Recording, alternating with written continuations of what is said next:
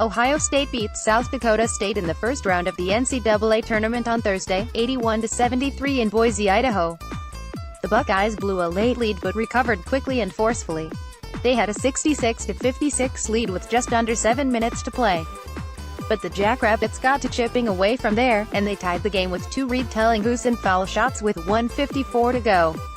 It took the Jacks 4:49 to wipe out their 10-point deficit and set up the finish.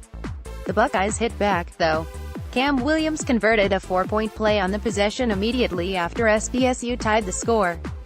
After a stop, SDSU again fouled Williams on a three-pointer, and he converted all 3 free throws to further extend Ohio State's lead. To recap, that was a 14-4 South Dakota State run in 4:49, followed immediately by a 7-0 Ohio State run in 32 seconds.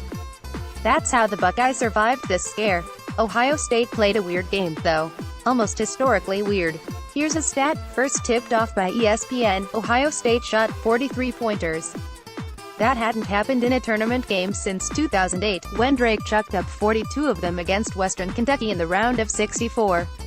Since 2011, just 23 teams have shot more than 30 in a tournament game, and none has shot more than 37. Shooting 40 is extreme. The Buckeyes made 12 of them. That's terrible. A 30% three-point shooting game is bad if you only shoot, like, 15 three-pointers. And Ohio State shot 40 of them. Ohio State entered the day averaging 19 triple attempts per game, and it had only shot more than 30 once. Ohio State is a deeply average three-point shooting team in general. The Buckeyes entered the day making 35% of them for the year, 149th out of 351 Division I teams this year. They were 7th out of 14 Big Ten teams in three-point percentage, too. So, how the hell did they win a game in which they missed 28 threes? It came down to offensive rebounding. Really, that's almost the full extent of it. The Buckeyes and Jackrabbits were close to even everywhere except there.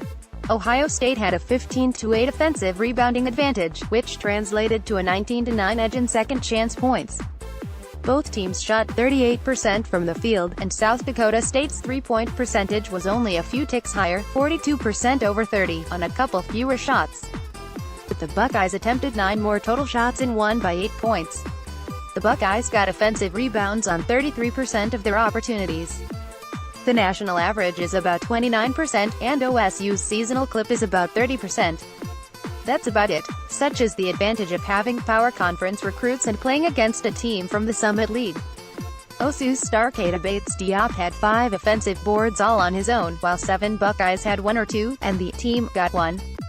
It's cool that the Buckeyes got away with such a bad shooting day. But in the second round against Gonzaga, they'll probably have to do better. Gonzaga allowed just a 23% offensive rebounding rate to other teams this season, a top 20 mark nationally.